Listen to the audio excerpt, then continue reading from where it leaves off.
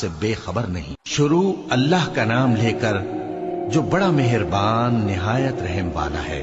الف لام را، یہ کتاب روشن کی آیتیں ہیں۔ ہم نے اس قرآن کو عربی میں نازل کیا ہے تاکہ تم لوگ سمجھ سکو۔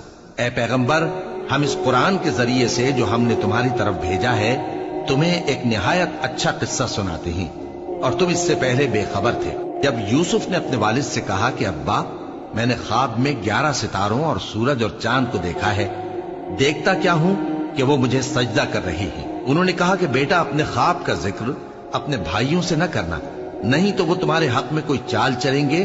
کچھ شک نہیں کہ شیطان انسان کا کھلا دشمن ہے، اور اسی طرح اللہ تمہیں برگزیدہ و ممتاز کرے گا اور خواب کی باتوں کی تعبیر کا علم سکھائے گا، اور جس طرح اس نے اپنی نعمت پہلے تمہارے دادا پر دادا ابراہیم اور اسحاق پر پوری کی تھی، اسی طرح تم پر اور اولاد یعقوب پر پوری کرے گا۔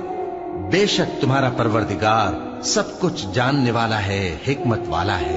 ہاں، یوسف اور ان کے بھائیوں کے قصے میں پوچھنے والوں کے لیے بہت سی نشانیاں ہیں۔ جب انہوں نے آپس میں تذکرہ کیا کہ یوسف اور اس کا بھائی ابا کو ہم سے زیادہ پیارے ہیں، حالانکہ ہم جماعت کی جماعت ہیں، کچھ شک نہیں کہ ابا کھلی غلطی پر ہیں۔ یوسف کو یا تو جان سے مار ڈالو یا کسی ملک میں پھینک آؤ، پھر ابا کی توجہ صرف تمہاری طرف ہو جائے گی، اور اس کے بعد تم نیک لوگوں میں ہو جاؤ گے۔ ان میں سے ایک کہنے والے نے کہا کہ یوسف کو جان سے نہ مارو، کسی اندھے کنویں میں ڈال دو کہ کوئی راہگیر اسے نکال کر کسی دوسرے ملک میں لے جائے گا۔ اگر تم کو کرنا ہی ہے تو یوں کرو۔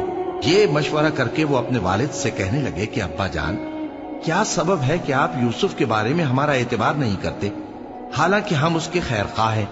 کل اسے ہمارے ساتھ بھیج دیجئے کہ خوب میوے کھائے اور کھیلے کودے، ہم اس کے نگہبان ہیں۔ انہوں نے کہا کہ یہ امر مجھے غمناک کیے دیتا ہے کہ تم اسے لے جاؤ، یعنی وہ مجھ سے جدا ہو جائے، اور مجھے یہ بھی خوف ہے کہ تم کھیل میں اس سے غافل ہو جاؤ اور اسے بھیڑیا کھا جائے۔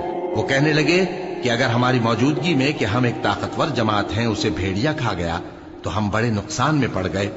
غرض جب وہ اس کو لے گئے اور اس بات پر اتفاق کر لیا کہ اس کو اندھے کنویں میں ڈال دیں، اور ہم نے یوسف کی طرف وحی بھیجی کہ ایک وقت ایسا آئے گا کہ تم انہیں ان کے اس سلوک سے آگاہ کرو گے، اور ان کو اس وحی کی کچھ خبر نہ ہوگی۔